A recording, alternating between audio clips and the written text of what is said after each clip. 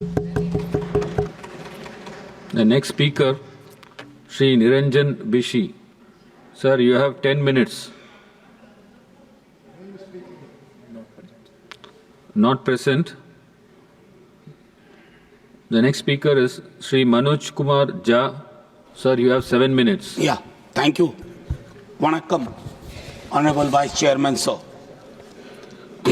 माननीय दो भूमिकाओं में खड़ा हूं, एक संसद में स्टेक होल्डर की हैसियत से और एक विश्वविद्यालय के शिक्षक की हैसियत से। कोई तल्ख टिप्पणी नहीं करूंगा, लेकिन कुछ सरोकार बताऊंगा। सबसे महत्वपूर्ण प्रश्न जो मेरे जहन में अभी आया कि मैं ऐसी हिंदी कैसे बोलूं जिसमें उर्दू ना हो, और ऐसी उर्दू कहां से लाऊं जिसमें हिंदी ना हो। तो भाषाओं का जो मसला है, जो मानस में रचा बसा है, इन दिनों कई चीजें चल रही हैं। हम तो संगम लिटरेचर पढ़ के बड़े हुए, इतिहास में पढ़ा, तमिल रिचनेस, संगम लिटरेचर पढ़ा। सर, ओपनिंग रिमार्क दे रहा हूं, भाषा के विवाद में 60 में हमने बहुत कुछ गवा दिया। ये मुल्क साझा और बराबर की साइज की ईंटों से बना है। किसी ईंट की साइज को बड़ा दिखाने की कोशिश करेंगे, इमारत गिर जाएगी। इमारत बचाने का वक्त। मैं सिर्फ इतना कहना चाहता हूं, चाहे संस्कृत हो, तमिल हो, बांग्ला हो, मैथिली हो, भोजपुरी हो, हिंदी हो, भाषाएं सरकार के प्रोत्साहन से नहीं बढ़ती हैं, भाषाएं लोक माध्यम से बढ़ती हैं। और अगर हिंदी भाषा बढ़ी है तो लोक माध्यम से बढ़ी है, छोटे छोटे गानों से बढ़ी है। पखवाड़ा मनाने से हिंदी नहीं बढ़ी है, फोर्टनाइट मनाने से नहीं बढ़ी है। सब ये मेरी पहली बात थी। लेकिन खैर क्या कहूं, मकतबे इश्क का दस्तूर निराला देखा, उसको छुट्टी न मिली जिसने सबक याद किया। तो ये हालात इन दिनों है कई सारी चीजों में। एक मैं मानता हूं कि शायद हमारे दिग्विजय सिंह जी, हमारे सीनियर, वो एक लंबी लकीर खींच गए। तो मैं बहुत चीजें दोहराऊंगा नहीं, मैं सिर्फ चिंतित हूं। मैं इससे पहले के एजुकेशन पॉलिसी का क्या हश्र था नहीं जानता, लेकिन इस सदन में न्यू एजुकेशन पॉलिसी पे व्यापक चर्चा नहीं हुई है। सदन को इससे महरूम करना क्या ये उचित है? मैं ये सवाल छोड़ता हूं सदन के विवेक पे और सरकार के विवेक पे। सर, इस पूरे दस्तावेज में कई मिसमैच हैं। दस्तावेज की शक्ल और वैचारिक रुझान की, पेडागॉजी और टेक्नोलॉजी के मिसमैच की, लैंग्वेज को लेकर के एक बात मैंने कह दी, उसी को थोड़ा खुलासा करता हूं। सर, मदर टंग वाली बात बहुत बेहतर है कि 5वीं क्लास तक मदर टंग में शिक्षा दी जाए, लेकिन हम बाबा साहब भीमराव अंबेडकर को याद करें। उनके वक्त में जो सच था वो आज भी सच है, क्योंकि सोशल इकोनॉमिक मोबिलिटी के लिए अंग्रेजी एक भाषा है। उसके प्रति दृष्टिकोण भी हमें साफ करना होगा। भाषाएं किसी की बपौती नहीं होती है, भाषा लोक जीवन से उभरती है और भाषाएं लोक जीवन को समृद्ध करती हैं।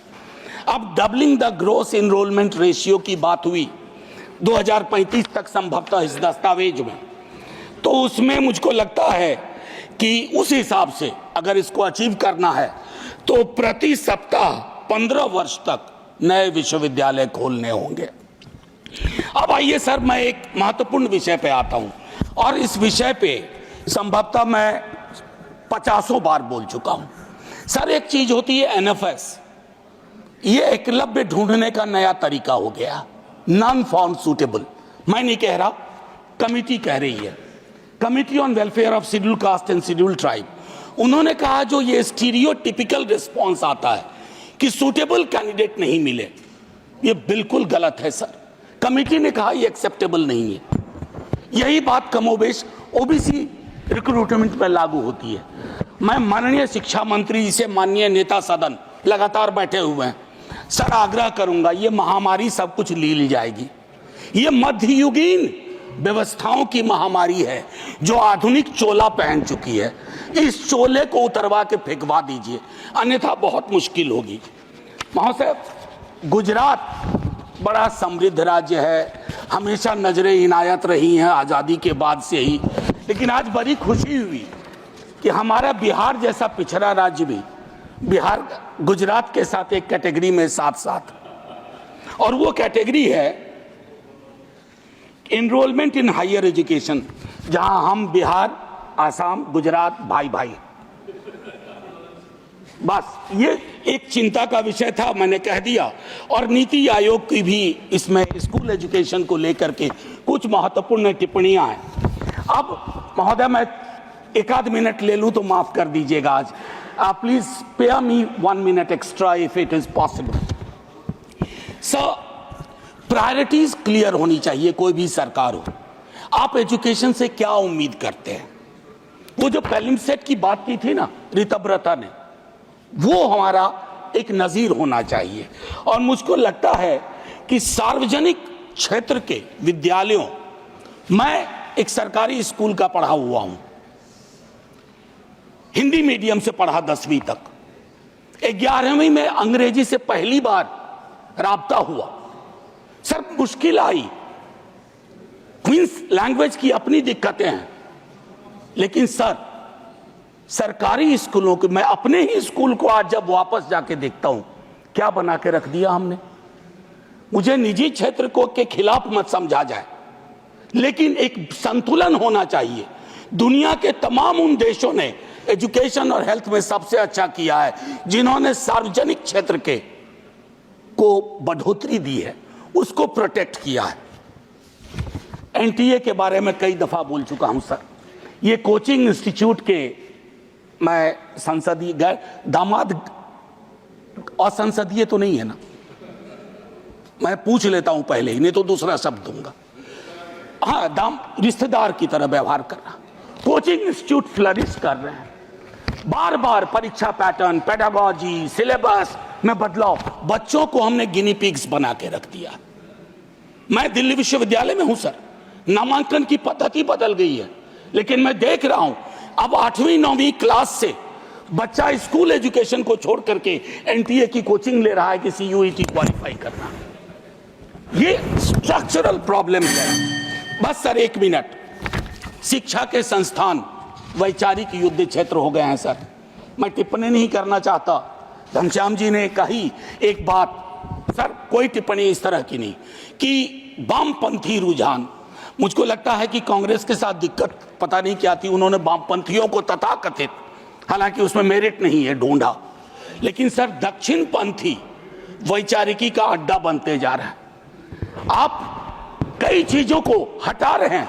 अच्छा पीएचडी नहीं चाहिए, बिना पीएचडी के ले लो। अच्छा ये एलिजिबिलिटी हटा दो, तब भी आपको लोग नहीं मिल रहे हैं उस रुझान के। तो मेरा मानना है कि इन और शिक्षकों की स्वायत्तता में बहुत कमी हुई है। मैं प्रोन्नति के सवाल पे 100 चीजें कह सकता हूं, अपॉइंटमेंट पे 100 चीजें कह सकता हूं। देख रहा हूं कैसे शिक्षक विक्टिमाइज हो रहे हैं। और सर नॉलेज पार्क की तर्ज पर, एसईजेड की तर्ज पर नॉलेज पार्क बना करके आपको यह सोचना होगा कि शिक्षा और इंडस्ट्री में थोड़ा फर्क है। इसको उद्योग और सिर्फ निवेश की नजर से मत देखिए, क्योंकि इसका पहले नाम था ह्यूमन रिसोर्स डेवलपमेंट। भले नाम बदल गया हो, लेकिन उस संकेत को याद रखा जाए। केंद्रीकरण आपकी स्वाभाविक प्रवृत्ति है। जब बड़ी सत्ता आती है तो हर किसी को लगता है कि इसको मुझको हथिया लेना चाहिए। नैक के बारे में विस्तार से हमारे दिग्विजय सिंह जी बोल चुके हैं। ऐसे लोग आप बिठाते हैं, ऐसी व्यवस्थाएं होती हैं।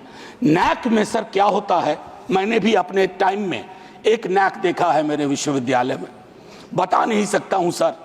एकदम जैसे शादी ब्याह में रिश्तेदारी में जाने पर वो जो गिफ्ट का आदान प्रदान होता है, वो सारी चीजें होती हैं। और कई विसंगतियों के बावजूद उस संस्थान को A+ या A मिल जाता है।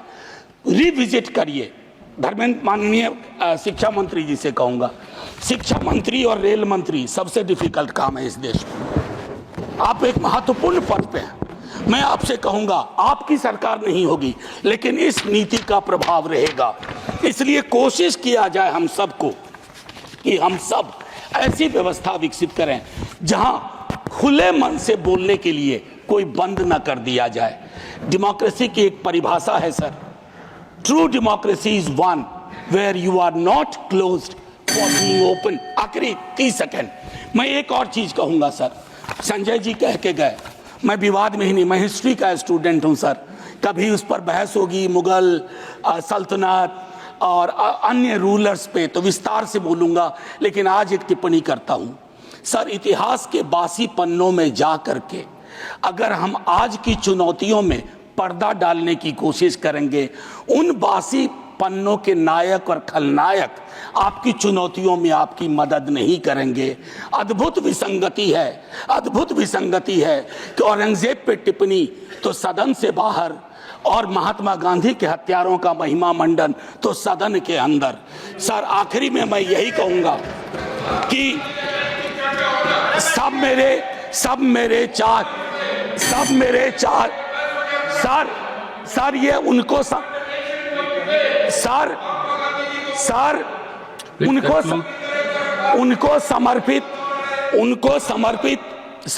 समर्पित जिन्होंने उर्दू पे कुछ अल्फाज पेश किए थे। Please conclude. सब मेरे चाहने वाले हैं, मेरा कोई नहीं। Please conclude. सब मेरे चाहने वाले हैं, मेरा कोई नहीं। मैं भी इस मुल्क में उर्दू की तरह रहता हूं। जय हिंद सर। न्यूज नेशन अब व्हाट्सएप पर खबरों के ताजा अपडेट के लिए न्यूज नेशन के इस QR कोड को स्कैन करें।